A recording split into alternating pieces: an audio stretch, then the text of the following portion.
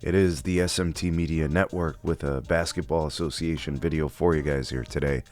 We're going to be discussing the Cavs and the Miami Heat and what the Cavs were actually able to achieve with this win. It's kind of important. Let's discuss it. All right, outcome of the game. Cavs win 112-107, a game that actually went down to the wire. The Cavs and the Heat shot very similarly in most aspects. Field goal percentages are pretty close. Cavs shot 47, Heat shot 43. Three-point percentages, Cavs 35, the Heat 36. Free throws, I definitely think that the Heat did a better job there. 88% from the line on 25 attempts.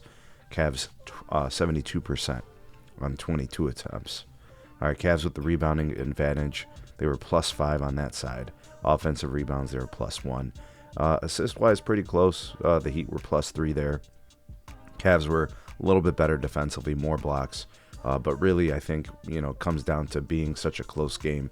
The difference maker was that the Cavs were able to get in the paint and get some easy shots. So the point differential in the paint, Cavs were +14. All right, so anyways, looking at some of the outcomes of the game, the Cavs moved the ball early. They were able to get some pretty good looks, get some good buckets. Bam kept the Heat in the game through the duration of the first quarter. Duncan Robinson came in off the bench, started scorching some threes. D. Mitch was finding open teammates, kind of going like with the inside-outside, getting into the teeth of the defense, drawing some extra attention, and then getting the ball out to some of his shooters. It was a close game going into the second quarter. Ty Jerome, on schedule, per usual, comes in the second quarter and does his little offensive takeover, looking for his buckets. Evan Mobley asserting himself defensively there in the end of the first half, getting his buckets. Around the rim. Those are easy looks for him. The Cavs were leading at halftime, but it was a close game. And then the Heat kind of started doing their thing, playing inside-outside in the second half, and it was a tight game going into the third. The Cavs had their most success in the open court, kind of in transition, in the third quarter, and that's how they stayed in the game. DeAndre Hunter had his typical defensive performance, but he didn't have the three-point shooting that he typically does in this game.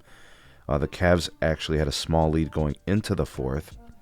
Miami kind of started executing pretty well and actually took the lead in the fourth quarter, getting defensive stops and then getting points on the other end.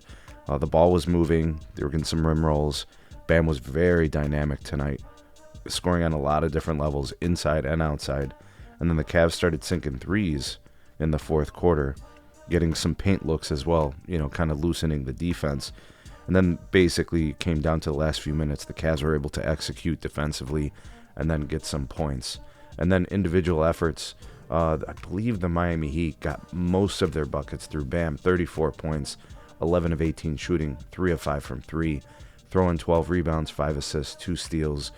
He is a really, really good player. I mean, I've always appreciated his game, but he is very, very good. Outside of that, you didn't really get too much from anyone else. 10 points for Kevin Love in 16 minutes. 12 points from Terry Rozier.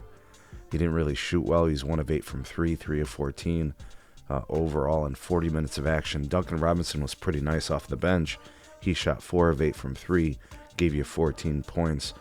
And then you had Haywood Highsmith add 13 points in 27 minutes of action off the bench. Tyler Hero did not play. I'm not sure what it says, but says did not play, not with team, so maybe some personal things that he was working on. But the most important thing from this particular game, it's not so much about the game itself, it's the fact that the Cavs have gone ahead and clinched a playoff berth. And while it may not seem like something important, the reason why I mention it and why I think it is somewhat important, because it highlights the Cavs' dominance through the course of the regular season. The Cavs have a singular goal in mind, and that is to get to the playoffs as the best team they could possibly be, and then make a deep playoff run. And by deep playoff run, I'm talking about getting to the Eastern Conference Finals, putting their team in the best position possible to get to the NBA Finals. I think that is their aspiration. Kenny Atkinson is coaching the team. When I look the way he's looking to try to establish that culture, when I look at Donovan Mitchell and Garland, the backcourt, and I see the rotations, and I'm seeing, the acquisition of DeAndre Hunter and the ascension and emergence of Evan Mobley. It's all about the end game for them, right? They know they're going to be playing Boston when it matters most. They know they want to be the best team possible at that moment in time.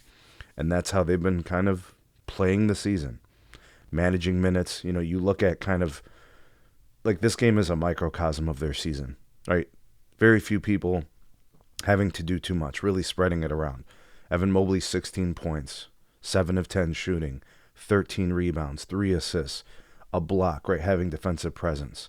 Jared Allen doing what the team needs to win. Not really a big part of the offense, right? Darius Garland, not scoring well, not doing too much, right? But other guys picking it up, like D. Mitch dropping 26.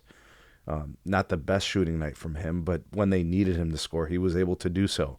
And off the bench, you got DeAndre Hunter with 16. You got Ty Jerome with 12. Even in a game where they don't play well, they still find a way to win. And you get contributions from other guys. You know, sometimes you get these dry spells. Sometimes your main cogs don't get all the points, right, that they typically do. But you find ways to win. And the Miami Heat are a well-coached team.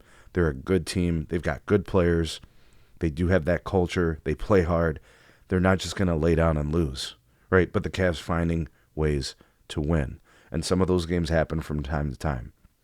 But as I alluded to, Coach Kenny Atkinson kind of respecting his process, the culture that they've established. Some games require a tougher road or path to victory. And I think that's what this game indicates, and I think that's what this point in the season indicates. It's always going to be about the end game. They've built their identity as a team. This is going to carry through the rest of the season, and it's going to be who they are in the playoffs. Good win for the Cavs. Important point in their season. They clinched the playoff berth. Onwards and upwards for the rest of the season. Thanks for watching. Like, share, subscribe. Go ahead and check out some more of our videos here at the end, and we'll see you guys on the next one.